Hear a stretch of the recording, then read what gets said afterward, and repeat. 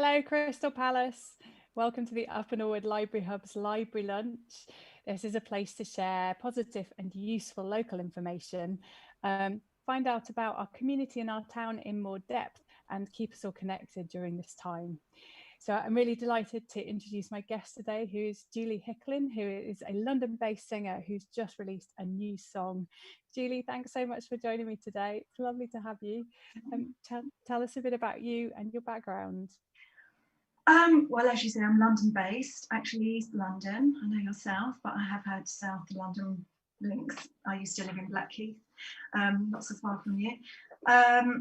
Yes, I've been living here a while and working at home during lockdown. I work part-time, a week on, a week off, and on my week off, I devote it purely to music. So lockdown has had its advantages, actually. You had more time to do music.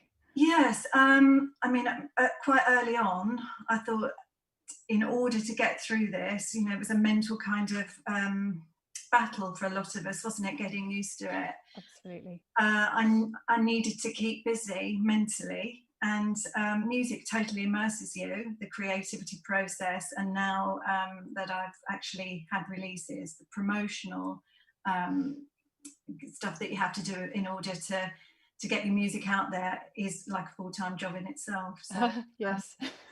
So really, yeah, it's immersed my any kind of sort of thoughts of negativity or worry have kind of been quashed. They're still there, aren't they? But it has been a time that's difficult, but it's been given to us in a way that if we can utilise it, then utilise it well. And I've tried my best. Yeah. Awesome. So it sounds like it's helped to keep you kind of in the present a bit more and not let your brain spiral off into worries and things. I think you have to try and set yourself tasks each day. I joined a site called, for any other musicians out there, it's called the Virtual Manager, and you pay a small subscription each month. There's a community within that, so you can sort of have conversations with other people that are in a similar position. But the manager herself sets you tasks each week. You start off accounting for what you are going to do that week. Wow. So having that accountability in place helps you actually achieve it by the end of the week, and tick, tick, tick if you can, and sense of achievement. So again, I think just having some kind of structure, it really does help us. Finding time to sort of also, I like nature. I go to Victoria Park most days just to sort of clear my head and see green space and watch the ducks and just kind of think about how lucky we are to have those things around us and make use of it. So lucky. So why not? Yeah, absolutely. I think a lot of people have said the same thing actually during lockdown about just nature and how lucky we are in London actually to have so many parks and green spaces available to us. Yeah, we've got really helped. Victoria to thank for that, haven't we? I think, because I go around looking at all the plaques, and there was a woman she was part of the Coots family, and she donated this beautiful monument right in the middle of Victoria Park. And I read about her, and she was a bit of a philanthropist, is that the word, isn't it? And she met her husband when she was 67, he was 29. He was her secretary, an American guy. And for 30 years, they lived really happily. She sounded quite a character for those days, but it's amazing what you can find out walking around the park. Yeah, and absolutely. There are always so many people with dogs you can just stop and chat to as well. So, yeah, I think it's quite a special space. And especially actually when we were right in the beginning of lockdown for that first month or two when we really weren't meant to be out at all, just bumping into people on a walk or being able to have a distant chat for a few minutes. Not bumping into them literally. Not literally, no. Don't come too close, don't breathe near me. Dog by, you're like, oh, they're breathing. I did have a few close calls when I was running in the park actually, because there's a few bottlenecks and you can't always see if people are coming the other way until it's sort of you have to skid to a halt and to the side kind of thing. So going back to music, tell us a bit about your music. and kind of what is your style? Where does it come from? Because you write, don't you, as well as sing? I do. I mean, throughout my life, in my music career, I have mainly collaborated. I did learn piano a little in my teenage years, but not to the extent where I could just sit down and write. So I've collaborated with other people, and the last writer I worked with, she used Logic, which is a software program. And then she left the band, and I was devastated. And I thought, well, if she can do it, maybe I can do it. And so I taught myself how to do Amazing. Logic. And I'm not that technical, but you know, I was able to learn okay and come up with basic drum patterns, basic kind of string lines, and you know, Wow. whole orchestra at your fingertips with little loops that you can just drag across. And if you know the structure of a song, which obviously I do, having done it for a while, and then I met just after Christmas a guy. I live in an old match factory in Bow, and there's a bit of a community within, and I discovered that there was somebody that lives here who has a recording studio, and so Weird. I just go down in the lift, and there is this recording studio, and I met Max there, who immediately we hit it off. He instinctively knows what I'm thinking from a musical point of view, and he's a multi-instrumentalist. So I'm able to go la la la la la, and he'll get the guitar or the keyboard.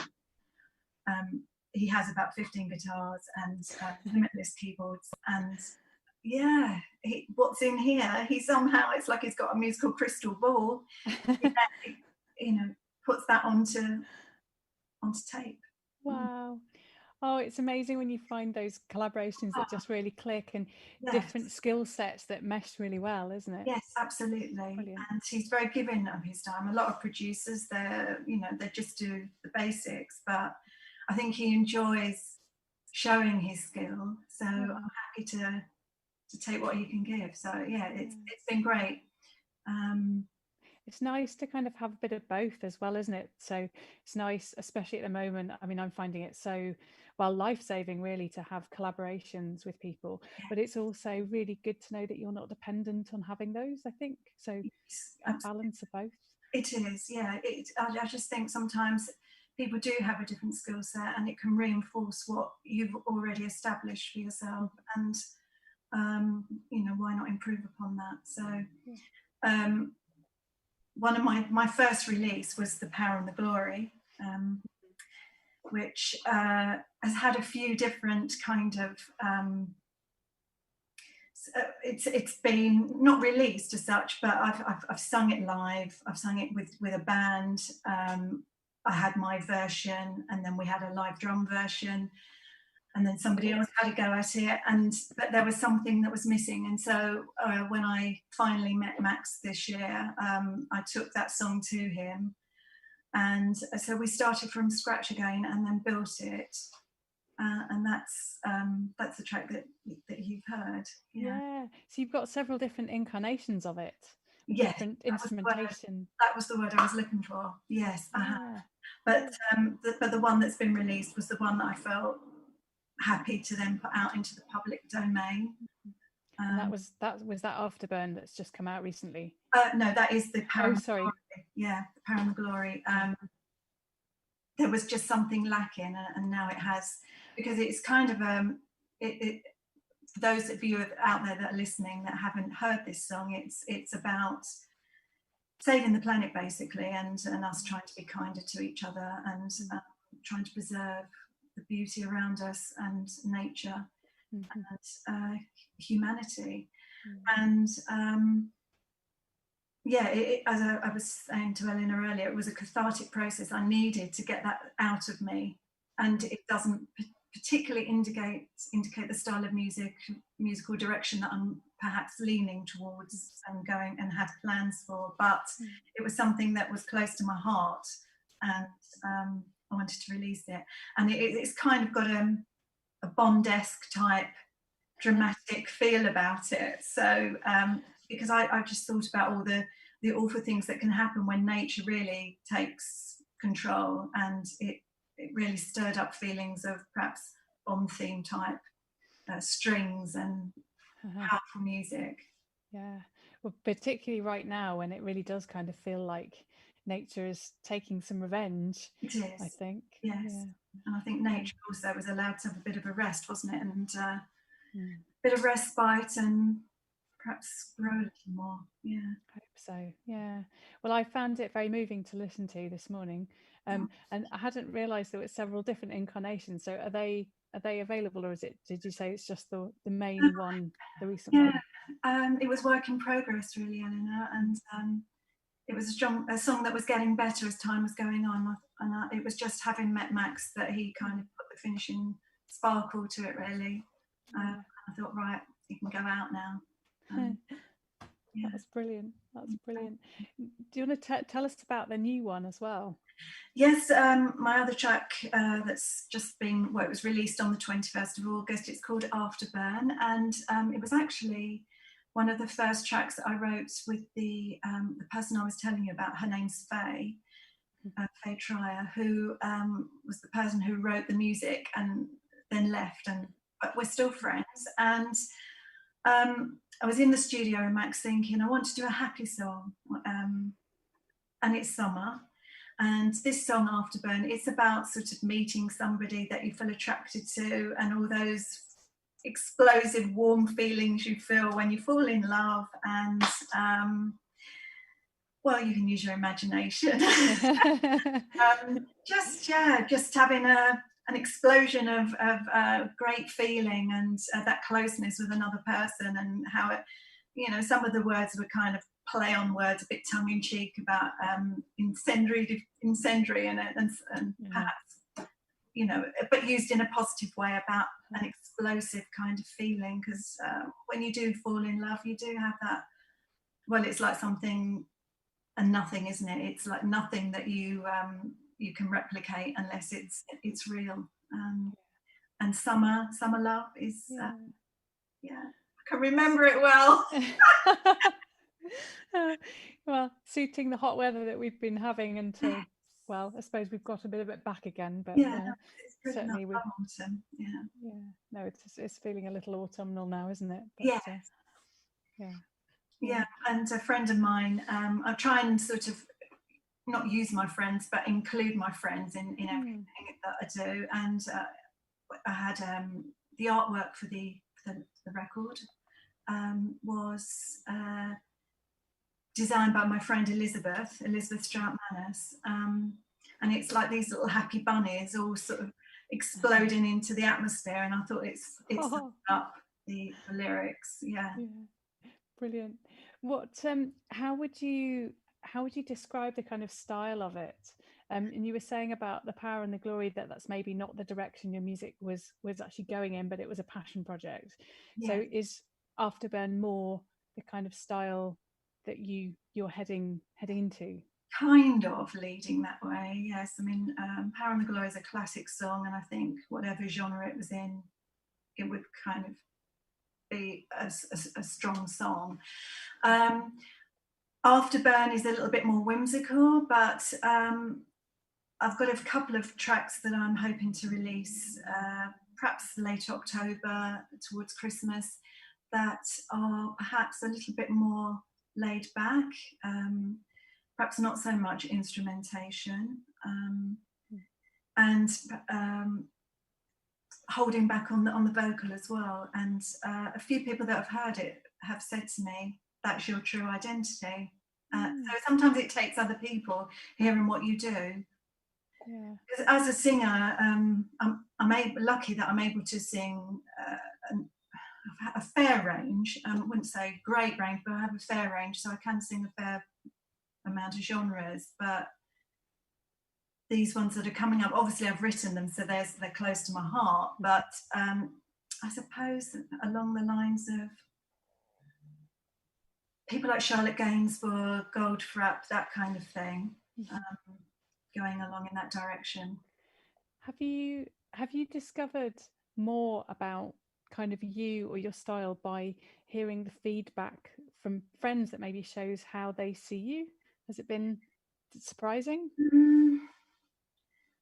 people are always, I mean, especially your friends, they're always very complimentary. So I tend to perhaps not listen more. That's unfair to say. I always listen to my friends and family, but they're very supportive, and they're unlikely to sort of say anything really negative. So hurrah! I mean, that's yeah, the right one. hurrah for friends. But obviously, they'll always going to support you. But it's reaching out to people that don't know you. That's the big holy grail, really. Yeah. And once you've kind of got a following of people that didn't even know you existed, then that's obviously, you hold your friends close to your heart, but you want to welcome new friends into your world, and that become followers, that follow you on Spotify, and grow you as a brand. I mean, I find the whole kind of social media thing a little bit narcissistic. Because you're constantly having to post about yourself, but how else are you going to, it's marketing, isn't it?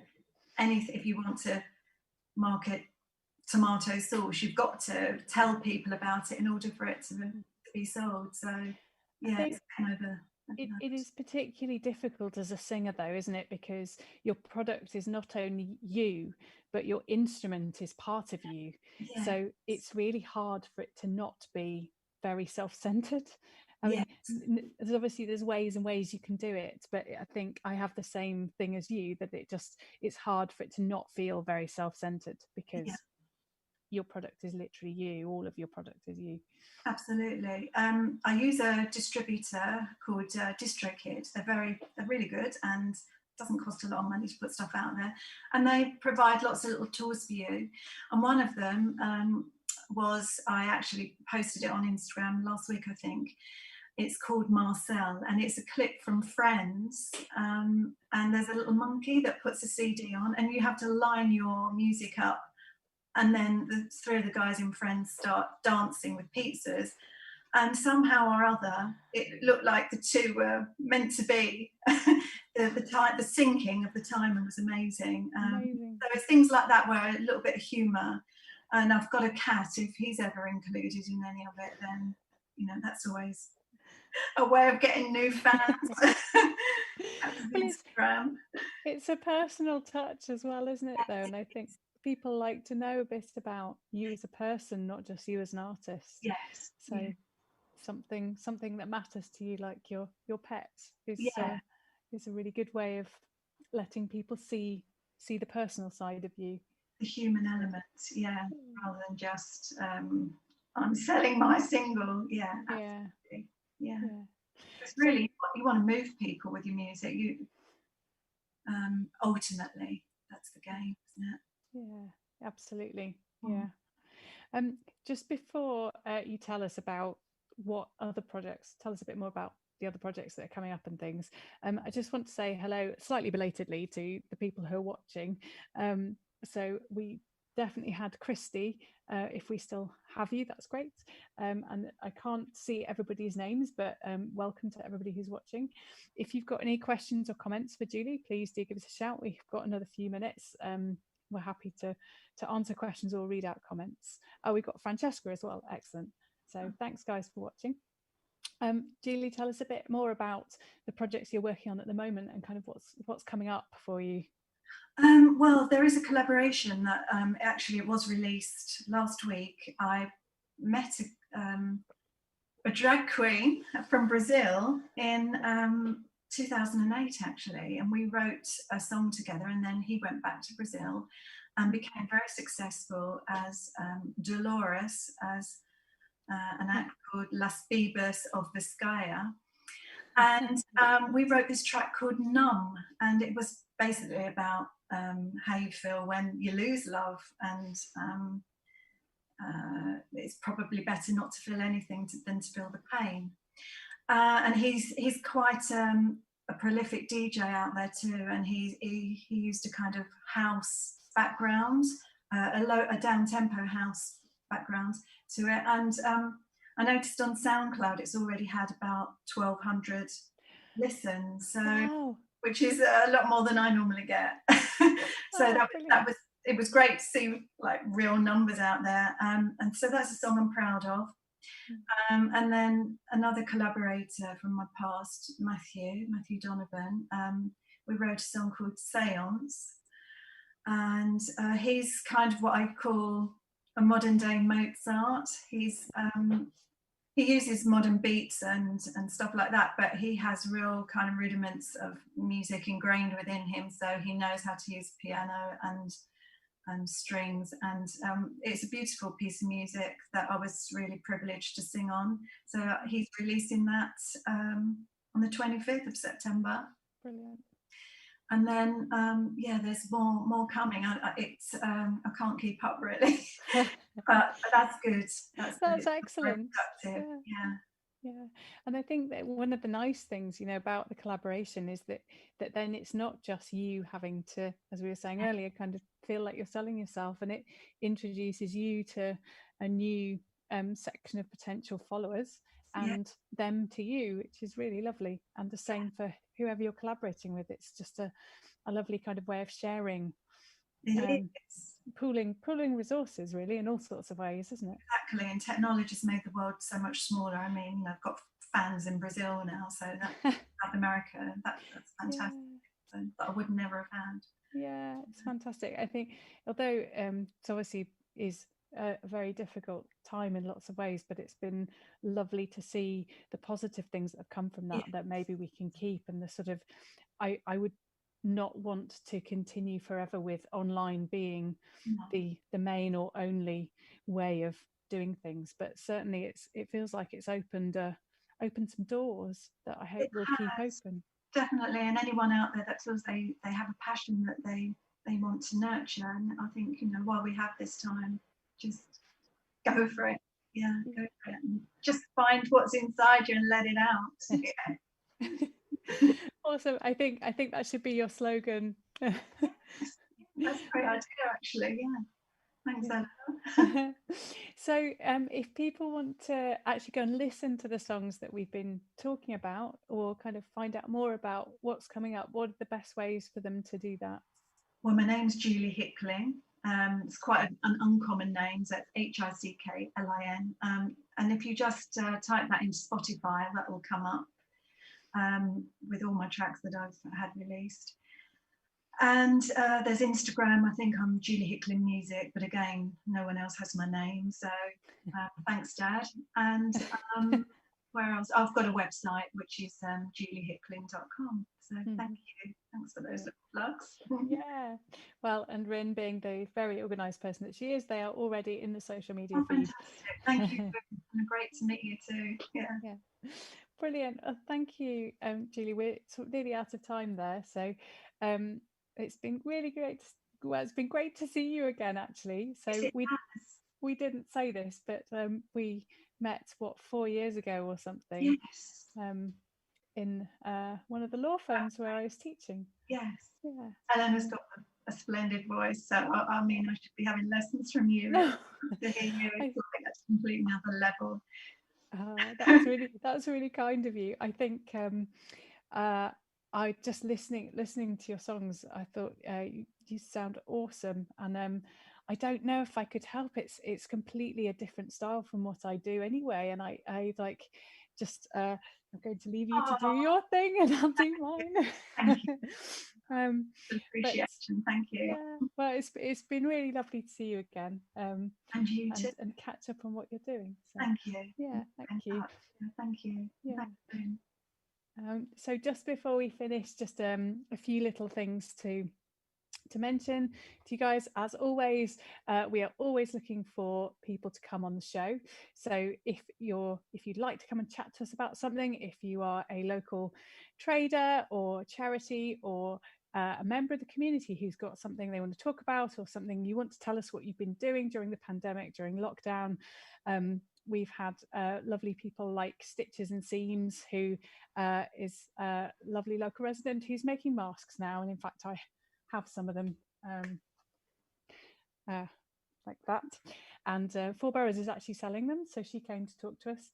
We've had several singers and choir leaders who are local to the area, as well as obviously things like Crystal Palace Town Team and Crystal Palace Festival and the Dinosaurs, and South Norwood Kitchen and some Paxton Green Time Bank and all sorts of local charitable organisations. So if you have something to say that you'd like to tell the community about, we would love to have you as a guest. So please do give a shout out to Galina.Rin at unlt.org and let us know that you'd like to come on the show. We are still very much looking for people to join us in the All Alone Together project. It's the phase of the project that is talking to the local community, finding out how you have found the pandemic, just hearing your stories about it, your thoughts on it. We've got about another month to run on this, so please do take a minute, fill in the very short survey on the website, and if you are happy to be interviewed to be part of our oral history podcast, then tick the box on the survey to say that you're happy to do that, and I would love to interview you. It's just very like what you've just seen me and Julie do. It's very much a chat, very informal. You don't have to have any big dramatic stories from the pandemic. We just want to hear how it has changed your life, your work, how you found it. What else? Clear Community Web is the other main thing. So if you or anybody you know are having trouble with technology, need help getting onto Zoom, I guess probably you're not watching on Facebook if that is the case, but if you know anybody who wants to learn how to get onto Zoom to talk to family, or needs help with online banking, online shopping, anything like that, Casper Kennedale offers a free service through Clear Community Web to help with that, so please do give him a shout. He's excellent. He's also been a guest on the Library Lunch, so if you want to find out more, you can go and look that one up on the Facebook page. I think that's it from me for today. We're back tomorrow with Anya from SE19 Dance, who I think is going to tell us about the collaboration, in fact, with All Alone Together project. So please do get involved with that. Join us tomorrow to find out a bit more about it. And that's all for today. So Julie, thank you again so much for joining us. Thank you, everyone. Thanks, Rin. Bye. And take care, everybody. See you soon.